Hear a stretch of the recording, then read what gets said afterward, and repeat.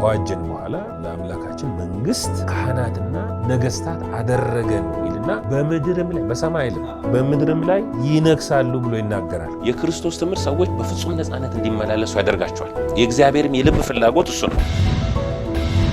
ይህ አይነቱ ወንጌል ሰዎችን አርነት ያወጣል። ለዚህ ነው እኛ ጨለማን አንሰብክም፣ ፍርሃትን አንሰብክም። ምክንያቱም የእግዚአብሔር መንግስት መገለጫዎች አይደሉም። ድል ማለት እምነታችሁ ነው። እምነታችሁ ዓለምን ያሸንፋል። በክራይስት ላይ ያለን እምነት። ለምን? ክራይስት ዓለምን አሸንፏል። ስለዚህ ጽድቅ በሚባል በር በኩል ሰው ወደ እግዚአብሔር መንግስት ከገባ ሰላም አለው። እንደገና ደግሞ በደስታ ነው የሚኖረው። የመንግስቱ ወንጌል ሲሰበክ በሁለንተና ሰውን ሙሉ እያደረገ ነው የሚሄደው። ሰላም ተመልካቾቻችን፣ ይህ በፌዝ ሚዲያ የተዘጋጀ በጄኤምኤም የሚቀርብላችሁ የቴሌቪዥን ፕሮግራማችን ነው።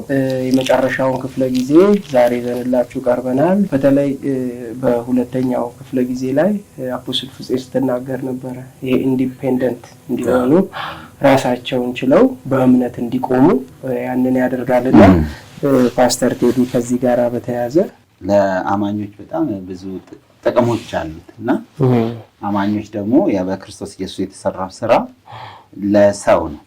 ባለፈው አፖስትል ሲያነሳ ነበርና አንዳንዴ የእግዚአብሔር ነገር ከሰው ጋር ግንኙነት የሌለው የሚያስመስል አይነት ሁኔታ ሰዎች ያነሳሉ። ግን ለሰው ነው፣ ለሰው ጥቅም ነው፣ ለሰዎች ጥቅም፣ ለሰዎች በረከት ነው። ታስበው ዘንድ ሰው ምንድነው፣ ትጎበኘው ዘንድ የሰው ልጅ ምንድነው እያለኝ ተናግሮ ግን በእጆች ስራ ሁሉ ላይ ሾምከው ይላል። በክብርና በምስጋና ዘውድ ከለልከው ስለሚል ለሰው እግዚአብሔር ትልቅ ቫልዩ ሰጥቷል። ከእንደገና ደግሞ አማኞች ደግሞ ስንል ደግሞ አማኞች ደግሞ በክርስቶስ ኢየሱስ አምነው ዳግም የተወለዱ ስለሆኑ የልጅነት መብት፣ የልጅነት በረከቶች፣ የልጅነት በልጅነት የሚመጣ ስልጣን ያንን ሁሉ ተካፋይ ሆነዋል እና እግዚአብሔር ትልቁን ነገር በአማኞች ዙሪያ የሚሰራው በክርስቶስ ኢየሱስ በተሰርቶ በተጠናቀቀው ነውና እንደው ቤኔፊቶቹን ብናነሳቸው ብንዘረዝራቸው የመጀመሪያ የምናነሳው ሳልቬሽን ነው አይደል? ሳልቬሽን ሙሉ ነው። አንድ አማኝ ደህንነቱን አገኘ ስንል የግሪክ ቃል ሶዞም የሚለው አይደል? ብዙ ነገር ያቀፈ ነው። ሴፍቲንም፣ ሴኩሪቲንም፣ ሂሊንግንም ሄልዝንም ሁሉን የሚጠቀልል ነው እና አንድ ሳልቬሽን ወይም ድነትን አገኘን ካልን ኮምፕሊት የሆነ ብሌሲንግ አገኘን እያለ ነው። ለምን? የአማኞችን ህይወት ሁሉ የሚሞላው ይህ በክርስቶስ ኢየሱስ የተሰራልን ስራ አውቀን ስንቀበለው ነው። ስንቀበለው ሙሉ ነገር ነው እንጂ የሚሰጥ ጎደሎ ነገር አይሰጥም። የእምነት ቃል ትምህርቶች እንዳለ የሚያሳዩት በክርስቶስ ኢየሱስ የተሰራው ነው የሚነግር። አንተ የምታደርገው አይደለም። ዱ ኤንድ ዶንት የሚለው ላይ ይሄንን አርግ ይሄንን አይደለም ይሄንን በሚለው አይደለም የተመሰረተው። ክርስቶስ ምን አደረገ አይደል? what he did ነው እንጂ እኛ የምናደርገውን ሳይሆን እሱ ያደረገውን ነው የምናነሳው። ስለዚህ በክርስቶስ ደግሞ የተደረገውን ሁሌ ስናወራ እሱ ስለኛ ነው የከፈለው። እያንዳንዷ ነገር በምስሉም እንደሰው ተገኝቶ ነው የሚለው። የባሪያን መልክ የያዘው እኮ እኛ በሱ ሆነን እኮ የእግዚአብሔር ጽድቅ እንድንሆን፣ እኛ በሱ ሆነን የተባረክን እንድንሆን በሱ ሆነን። ስለዚህ ይሄ በክርስቶስ የተሰሩ ስራዎች ሁሉ ሰዎች በዚህ አስተምሮ ሲማሩ ምን ያደርጋሉ? እነሱ በሚያደርጉት ነገር ላይ ሳይሆን በተደረገላቸው ላይ ነገራቸው መመስረት ይችላሉ ማለት ነው። እነዚህን እንደው ብንዘረዝራቸው የመጀመሪያው ጽድቅ በክርስቶስ ኢየሱስ የተገኘ ነው። ጽድቅ በእኛ ስራ አይደለም፣ ማንም እንዳይመካ ከስራ አይደለም ተብሏል። የመጀመሪያ ያገኘ ነው በክርስቶስ ኢየሱስ ነው። አንዳንድ ባነባቸው ጥሩ ናቸው። ምን ይላል?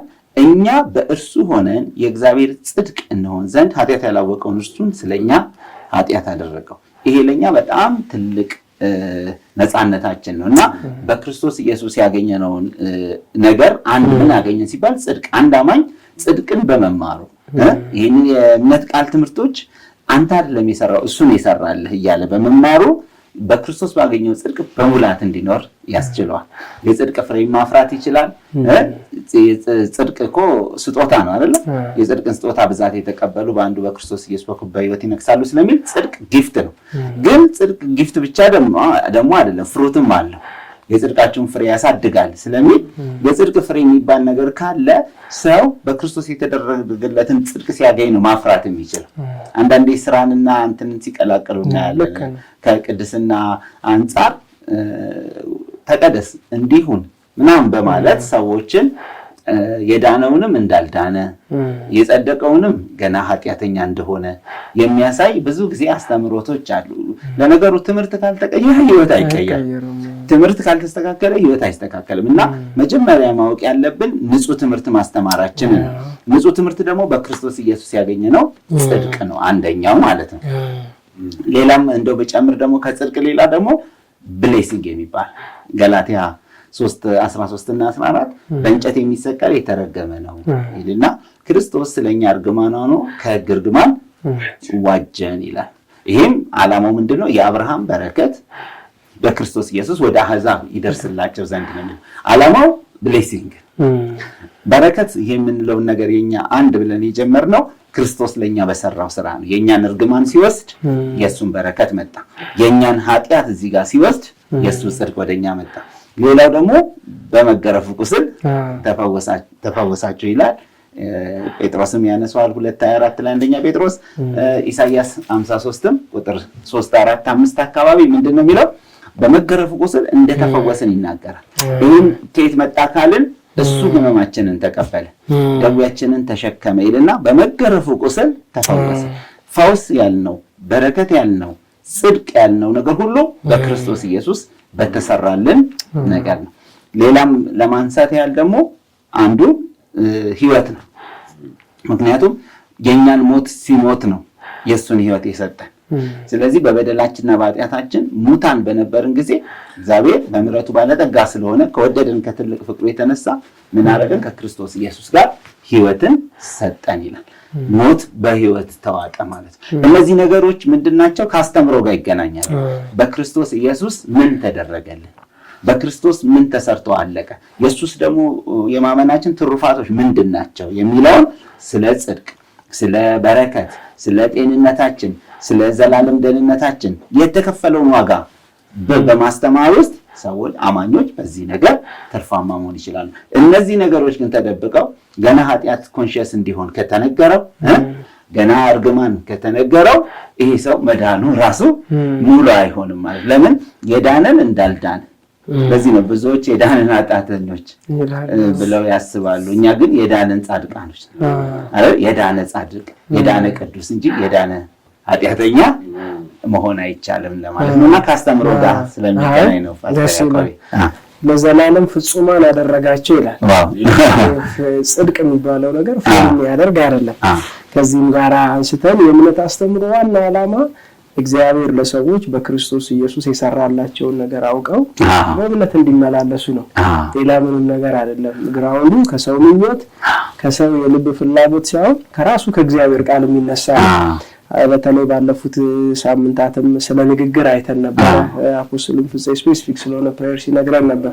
መጽሐፍ ተብሎ እንደተጻፈ ነው የሚለው። ብዙ ተብሎ ተጽፏል ነው ያለው።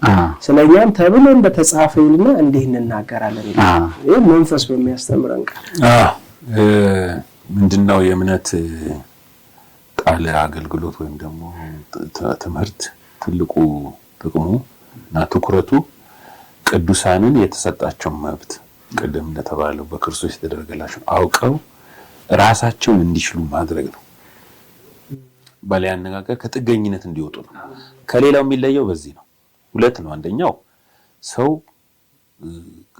አባል ሰብስቦ እሱ በእነሱ ላይ ነክሶ ቅዱሳን ነክሶ እሱ በሚናገረው ቃል ብቻ እንዲኖሩ የማድረግ አባዜ አለ። ይሄ የአዲስ ኪዳን የእምነት ቃል አገልግሎት አይደለም። የእምነት ቃል ዋናው ነገር ሰው አንተም ትችላለህ፣ አንተም መብት አለህ፣ ብቃት አለ፣ ፖቴንሻል አለ። ለኔ ተከፈለው ነገር ሁሉ ለአንተም ተከፍሏል። እኔ ካንተ በምንም አልለይም። ሁላችንም አንድ ነን። ለምሳሌ ሁላችንም በክርስቶስ ኢየሱስ ባላገሮችና ቤተሰቦች ነን። ከቅዱሳን ሁሉ ጋር ባላገሮችና ቤተሰቦች፣ እንግዶችና መጻተኞች አይደለም። መጻተኛ እናሳድግም፣ መጻተኛ ይዘናል፣ እንግዶችን ይዘናል አንኖርም። እኛ ለእግዚአብሔር የቀረብን ህዝቡ ደግሞ ከእግዚአብሔር ትንሽ የራቀ አርገን ማሳየት ይሄ አንዳንዶች አገልግሎት አባዜ ነው። ይሄ እኛ ሰው ሁሉ በክርስቶስ ኢየሱስ እኩል እንደሆነ እኩል ዋጋ እንደተከፈለለት የማስተማር ነው ዓላማው። ሰውን ሁሉ ማክበር ነው፣ በተሰጠው ክብር መመልከት ነው። ሌላው ደግሞ የሪሊጂየስ አገልግሎት በምን ይታወቃል? መኮንን ነው። እየኮነንክ እያስፈራራህ መምራት ነው። እያስፈራራህ እያስጨነክ እየኮነንክ ተጨንቆ ተጠቦ ብቻ እንዲከተል በፍቅርና ወዶ እንዲከተል ሳይሆን ተጨንቆ ፈርቶ እንዲከተል የማድረግ አባዜ አለ። በቃ አንተ እንዲያደረክ እንዲሰራህ ጳውሎስ ስለ ኩነኔ አገልግሎት የሚናገረው ነገር አለ። የአዲስ ኪዳን አገልግሎት የኩነኔ አገልግሎት አይደለም። ይሄ የእምነት ቃል አገልግሎት ሰዎችን ምንም አይቀርብኝም፣ ያ ሰው የሚፈልገውን ነገር በራሱ መንገድ እንዲያደርግ መለማመድ አለ ማደግ አለበት። እና ኤፌሶን ምዕራፍ 4ን ማየት እንችላለን። ኤፌሶን ምዕራፍ 4 ላይ እነዚህ 5 ስጦታዎች የሰጡት በሰዎች እንዲሰለጥኑ ሳይሆን ሰዎችን እንዲያበቁ ነው። አንዳንድ ቦታ ግን እነዚህ ስጦታዎች በሰዎች ላይ እንዲሰለጥኑና እንደ መላክና እንደ ኤሊት እንዲታዩ አድርጓቸዋል። አሁን ፓስተር ከተባለ እንዲንቀጠቀጥለት እንዲፈራለት በአጃቢ ይወጣል፣ በአጃቢ ይገባል። ነብይ ከተባለ በቃ ፕሮፌት እየተባለ እሱ ሲናገር ነው ጆሮ የሚከፈተው ራሱ እነሱ ሲናገሩ እንጂ ለጆሮ ለእግዚአብሔር ቃል ወይም ደግሞ ለእግዚአብሔር የተከፈተ አይደለም። እኛ ደግሞ እግዚአብሔር አንተ መስማት ትችላለህ። በመንፈስ የሚመሩ እነዚህ የእግዚአብሔር ልጆች ከኛ መነጠል አለባቸው፣ ጥገኛ መሆን የለባቸው። የሚከብዳቸው ልናሳያቸው እንችላለን። እኛ ሕፃናትን ያላወቁትን ማሳወቅ ነው ዓላማችን። ግን እንደው ሄዱብናል ብለንም አንፈራም። ግን ማሳወቅ ነው ዓላማችን እና ይሄን ይናገራል። እዚህ ቆላስይስ ምዕራፍ 3 ላይ ብሎ ይናገራል። የፈጣሪውን መልክ እንዲመስል በእውቀት የሚታደሰውን አዲሱን ሰው ለብሳችሁታል። በዚያ ግሪክ ወይም ይሁዲ፣ የተገረዘም ወይም ያልተገረዘ፣ አለማዊ ወይም አስኩስቴስ፣ ባሪያም ወይም ጌታ ተብሎ ልዩነት የለም። ነገር ግን ክርስቶስ ሁሉ ነው፣ በሁሉ ነው። ምን እያላቸው ነው? there is no difference። ስለዚህ በእውቀት ግን መታደስ አለበት ብሎ ይናገራል። እና እኛ ወይም ደግሞ የእምነት ቃል አስተምሮ ሰዎች ማንነታቸውን ካወቁ በኋላ ከዛም ወደሚገባው እድገት እንዲገቡ ምን መስራት እንዳለባቸው አንተ አሰራላቸው መስራላቸው የነሱን የቤት ስራ አሰራ። ኢቭን አንዳንድ ጊዜ አንዳንድ ነገሮችን ጸልይልኝ ብለው ሲመጡ ከአቅም በላይ መሆኑን አይተን እንጸልይላቸዋለን እንጂ አብረን ለማገዝ እንጂ እኛ ጸላይ እነሱ ደግሞ ጸሎት ተቀባይ አድርገን አናስተምር። አንተም አንዱ ጌታ የሁሉ ጌታ የሚለው ነው። አንዱ ስም ለሁሉ የተሰጠ ስም፣ ለሁላችን የመግባት አክሰስ አለ። ሁላችን ወደ በመግባት ተሰጥቶናል ነው የሚለው አይደል ኤፌሶን ላይ። ስለዚህ ሁላችንም እንገባለን እንጂ እኔ ገቢ እሱ በር ላይ ጠባቂ እኔ ከሱ ከእግዚአብሔር ተቀብዬ የምሰጠው አይነት ኢሜጅ እና አቲቲዩድ ማጥፋት ነው ዓላማችን። ግን ብዙ ጋር ያለው አቲቲዩድ ይሄ ነው። አንተ ገብተህ ለነሱ ተቀብለህ የምትሰጣቸው፣ ግን ሁላችንም በአንድ መንፈስ ወደ መግባት ተሰጥቶናል። ይሄ ነው ትምህርቱ፣ ወደዚህ ነው የሚያሳድጋቸው። ኤፌሶን ምዕራፍ 4 ላይ በደንብ ነው የሚያስቀምጠው። ባነበው ደስ ይላል። 11 ጀምሮ ስንመለከት ይሄ ግልጽ ነውና እነዚህ ስጦታዎች ተሰጠ ለቤተ ክርስቲያን ተሰጠ ሲል የተሰጡት ሰርቭ ሊያደርጉ ነው፣ ኤኪፕ ሊያደርጉ ሊያስታጥቁ እንጂ በእነሱ ላይ ሊሰለጥኑ አይደለም ይላልና ይሄ የእምነት ቃል አስተምሮ የእምነት ቃል መመርህ ነው። እኛ አንዳንዱ ለምሳሌ እኛ የእምነት ቃል አስተማሪዎች ነን ይላሉ፣ ግን ይህ አይደለም መርሁ። ሰዎችን ማሳደግ፣ ሰዎችን ማድረስ፣ ሰዎችን ማብቃት ካልሆነ እየሰራናል። እኛ በእነሱ ላይ እንድንሰለጠን አያደርግ። ሰዎችን ያከብራል፣ ለሰዎች ቦታ ይሰጣል። ሰዎች ከማንም የተለየ እንዳልሆኑ ትንሹም ትልቁም እኩል እንደሆኑ ግን በእውቀት ማደግ እንዳለባቸው የሚያሳይ ነው። ይሄ ለምሳሌ እርሱ አንዳንዶችን ሐዋርያት፣ ሌሎችን ነቢያት፣ ሌሎችን ወንጌል ሰባኪዎች፣ ሌሎችን ምረኞችን፣ አስተማሪዎች እንዲሆን ሰጠ። ሁላችን እኛ አይደለም ሁላችን የእግዚአብሔር ልጅ በማመን በማወቅ ሁለት ነገር ነው አይደለ? ይምጡ ግን ማወቅ አለባቸው። ደግሞ መዳን አንድ ነገር ነው። ከዛ ደግሞ እውቀት ልክ ጢሞቴዎስ ላይ ተናገረው ሰዎች ሁሉ እውነትን እንዲያውቁ አይደለ? ከዛ በፊት እንዲድኑ ነው አይደል? ከዛ እውነትን እንዲያውቁ። እኛም እንደብቀው እውነት የለም እኔ ጋር ብቻ የተገለጠ ሚስጥር አለና ብለን ሰዎች ደብቀን እኛ እነሱ የማያውቁት እኛ የምናውቀው የሚባል ነገር የለም። ሁላችን ነው የሚለው። ይሄ ሁላችን የሚለው የአዲስ ኪዳን ፕሪንሲፕል ቋንቋ በጣም ፓወርፉል ነው። እና በማንባ ወደሚገኝ አንድነት ይሲ ዩኒፎርሚቲ ማለት ነው። አንተ ለየት ያለ የሆነ ቅድስተ ቅዱሳን የምትኖር ሌላ ደግሞ አደባባይ የሚሰቃይ አርገን ሁሉ ጊዜ ያንተን አገልግሎት የሚፈልግ መሆን ጥገኛ መሆን የለበትም። ከተሰበሰበ ለዩኒቲ ነው የምንሰበሰበው እንጂ አንታቢ እነሱ ደግሞ በይ ሁሌ እንዲሆናል። እነሱም በደረጃቸው የበሉትን ማብላት አለባቸው እና ይሄ በጣም ኢምፖርታንት ነው። ሙሉ ሰው ወደ መሆን ይላል። ሁላችን ሁሉ ሰው ሙሉ ሰው እንዲሆን ታርጌት የእምነት ቃል አስተምሮ ሰው ሁሉ ሙሉ ሰው እንዲሆን ጥገኛ እንዲሆን አይደለም። ሙሉ ሰው ማለት ራሱን የቻለ ማለት ነው አይደለ? ይሄ ነው ሙሉ ሰው መሆን አለበት እንጂ ሁሉ ጊዜ አንተ ስር የፕሮፌት ጸልይልኝ፣ ቃል አውጣልኝ፣ ባርከኝ፣ እንትን በልልኝ እያለ እንዲኖር ይሄ መቼም ከርስ ነው። እኛ ያመጣ ነው ከርስ ነው። ስለዚህ የእምነት ቃል አስተምሮ ሰዎችን እኩል የሚያሳድግ መሆኑን ማስተዋል አለበት ሰውና ሰው ወደ መሆን የክርስቶስ ሙላት ወደሚሆን ወደ ሙላቱ ልክ እስኪደርስ ድረስ መፋታት ሁሉ አለብን ማለት ነው። ከደረሰ ነው።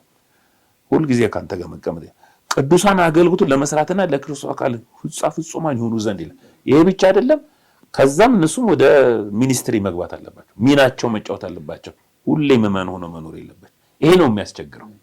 ስለዚህ ያንተን እንትን ማሰንበቻ ያንተን ኦቶሪቲ ያንተን የነሱ የበላይነት ዳዲ ተብለህ እስከ መጨረሻ አባት ተብለህ እስከ መጨረሻ መኖር አላስፈላጊ ነው። ይሄ የእምነት ቃል አስተምሮ የለው አይደረግና ከዛ እንደ ስህተት ሽንገላ ባለተንኮ በሰዎች መታለል ምክንያት በትምህርት ንፋስ ሁሉ እየተገመገምን ወዲያና ወዲህ እየተንሳፈፍን ሕፃናት መሆን ወደፊት አይገባንም ይላል። ለዚህ ነው የተሰጠው። ስለዚህ ሰዎችን ከሕፃንነት ማውጣት ትልቁ ነገር ከበሽታ ማውጣት አይደለም፣ ከደዌ ማውጣት። ሰው ትኩረት የሚያደርገው ያንን ነው።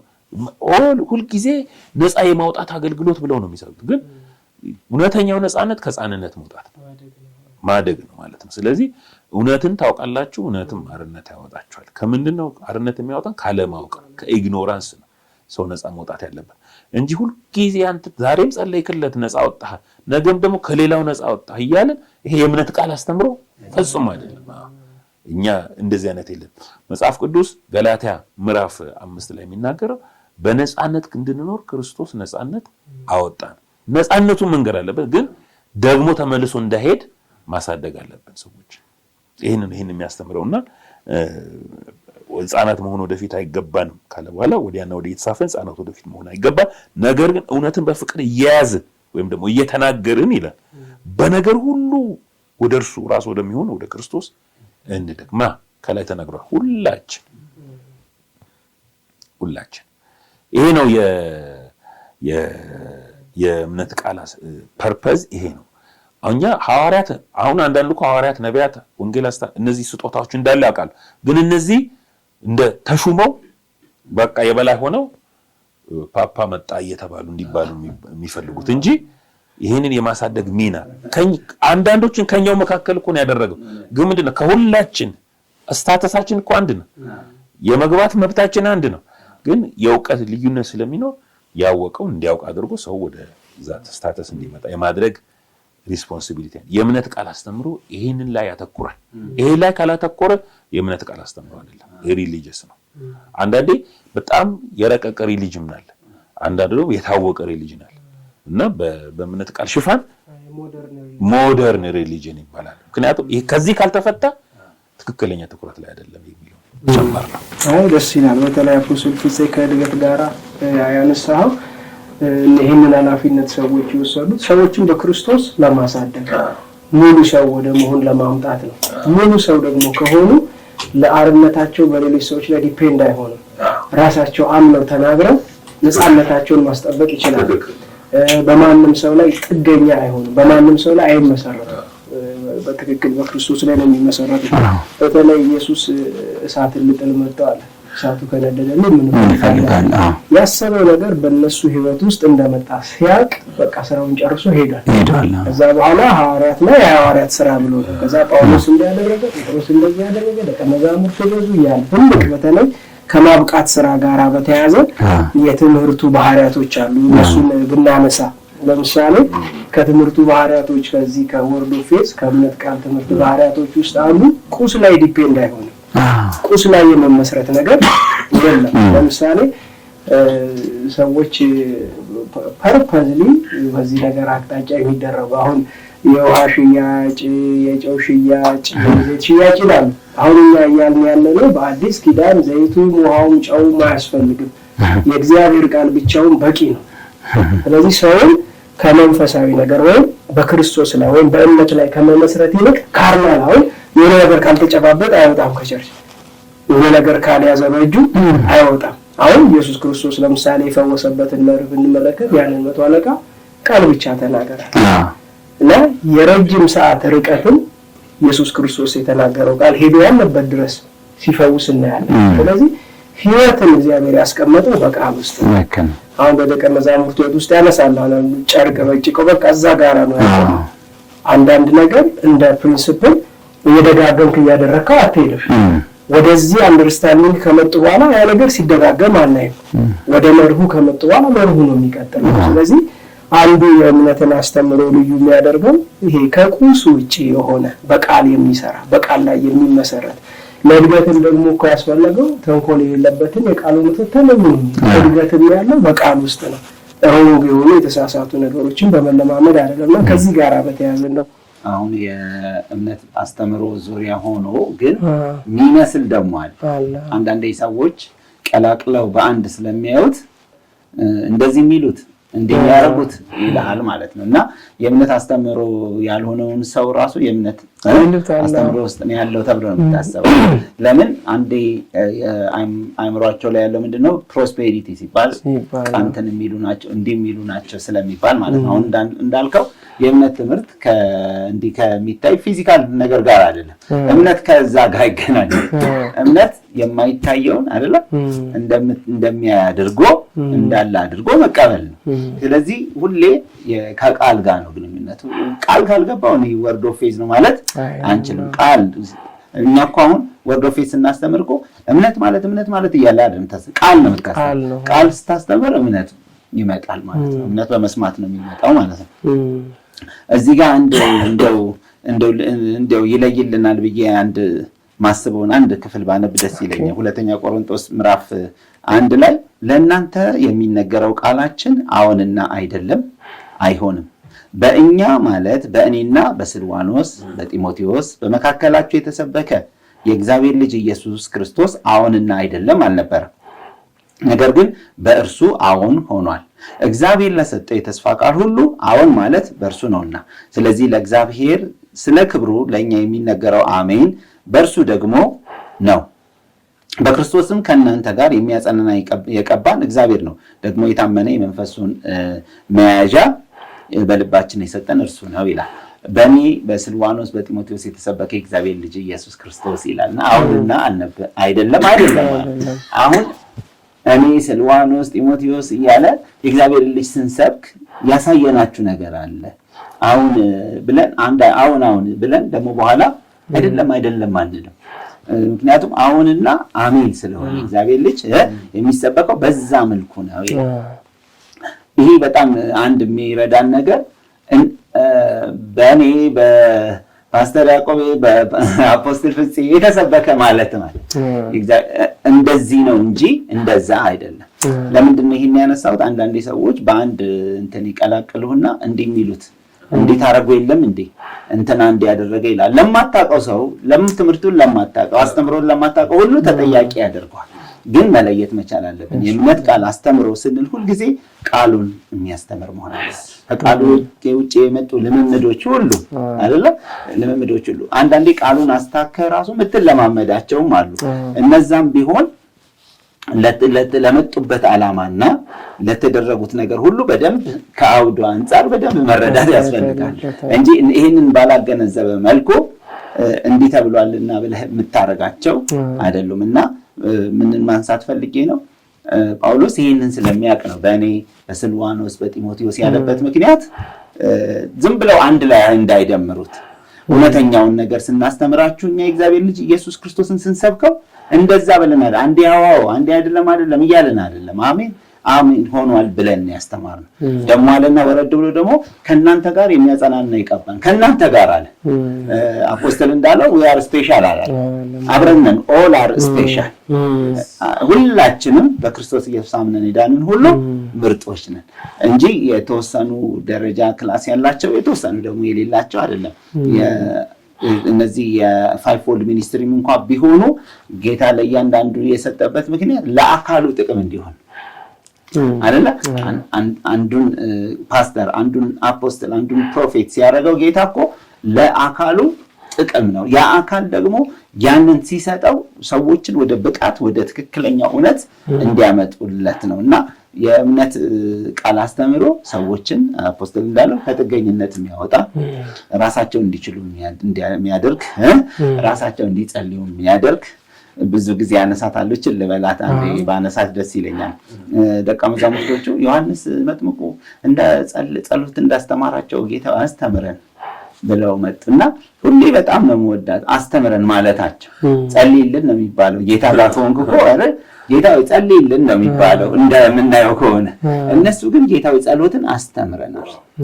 ለምን እኛ ምን እንጸልይ እንጂ አየ ጌታ ሲጸልይ ያዩታል እንዴት እንደሚጸልይ አስተምረን። እሱ ደግሞ አንድ በአንድ ቃል በቃል እንዴት መጸለይ እንደሚገባቸው አስተማራቸው እንጂ አልጸለይላቸው አስተማራቸው። እኛም ሰዎችን እየጸለይንላቸው ምናኖራቸው ሳይሆን እንዲጸልዩ እያስተማርናቸው አይደል ራሳቸውን ችለው ከአባታቸው ጋር ህብረት እንዲያደርጉ በማስተማሩ እስከሆነ ያ ትክክለኛ የእምነት ቃል አስተምሮ ነው። በተረፈ በእምነት ቃል አስተምሮ ዙሪያ ሰዎችን ጥገኛ የሚያደርግ እንዳልከው ወደ ቁሳቁስ ወደ ዘይቱም ወደ ጨርቁም ወደ ምንም ወደ ሁሉ ነገር የሚመሰርት ሰዎች ዩኒክ ሆነው ወደ መታየት የሚያመጣ ከሆነ አንድን ሰው ወደ ማድመቅ ማለት ነው። እንደሱ አይነት የእምነት ትምህርት የእምነት ላይፍ ነው።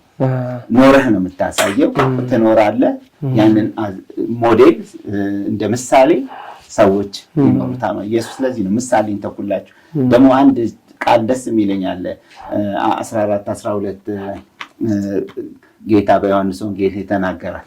በእኔ የሚያምን እኔ የማደርገውን ያደርጋል፣ ከዚህም ደግሞ የሚበልጥ ያደርጋል። በእኔ የሚያምን ሰው ይሄ ነው መለያው፣ እኔ የሚያደርገውን ያደርጋል።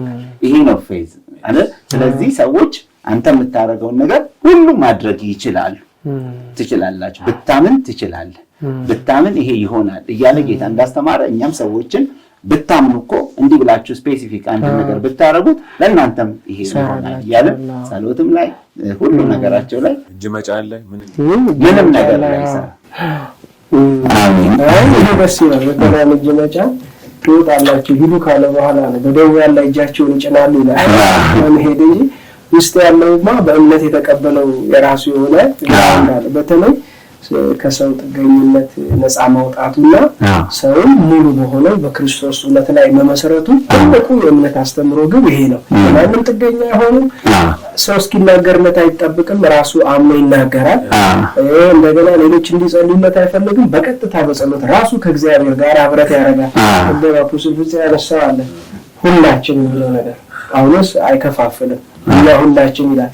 ሁለተኛ ቆሮንቶስ 3 ላይ ስለ ሙሴ ያነሳል። የሙሴ ፊት ብቻ ያበራ ነበር ይላል። አሁን ግን በአዲስ ኪዳን እኛ ሁላችን በመጋረጃ በማይከደን ፊት ጌታን ክብር እንደመስታወት እያመጨለጭን መንፈስ እንደሚሆን ጌታ እንደሚደረግ ያን መልክ እንመስል ዘንድ ከክብር ወደ ክብር እንለወጣለን ይላል። እዚህ ላይ መጠቅለያ ያለ ካላህ ወስድ ምንድነው እኔ ልል የፈለኩት የእምነት ቃል አስተምሮ የመጀመሪያውን ስፍራ የሚሰጠው ለእግዚአብሔር ቃል እንደ እግዚአብሔር ቃል የሚናገር እንደ እግዚአብሔር ቃል ይናገር፣ የሚያገለግልም እግዚአብሔር በሚሰጠኝ ኃይል ነው ብሎ ያገልግል። ምንም ነገር ኮምፕሮማይዝ አያረግም። የእምነት ቃል አስተምሮ እንደ እግዚአብሔር ቃል ያውም ደግሞ ምሳሌም ከሆነ የምንወስደው ከአዲስ ኪዳን ነው፣ ክርስቶስ ካስተማረው ትምህርት ነው። ከዛ ውጪ የምንቀበለው ነገር የሰው ልምምድ የኛ ልምምድ ሊሆን አይችልም። የሚናገር እንደ እግዚአብሔር ቃል ለእግዚአብሔር ቃል ትልቁን ስፍራ እንሰጣለን። ጳውሎስ ሰዎችን ሁሉ እየመከርን እየገሰጽን ሙሉ ሰው ለማድረግ አይደል እንደክማለናል፣ እንተጋለናል፣ ሌበራል። ስለዚህኛ ሌበር የምናደርገው ሰዎችን ለማሳደግ ነው። ትልቁ መለያችን ለእግዚአብሔር ቃል የመጀመሪያውን ስፍራ እንሰጣለን። ተመልካቾቻችን የእምነት ቃል ወይም ወርድ ኦፍ ፌዝ በሚለው ርዕስ ዙሪያ ስናደርግ የነበረውን ውይይት የመጨረሻውን ክፍለ ጊዜ ዛሬ አብቅተናል። በሚቀጥለው ሳምንት ሌላ አዲስ ኪዳናዊ ርዕስ ይዘን እንቀርባለን። ተባርካችኋል።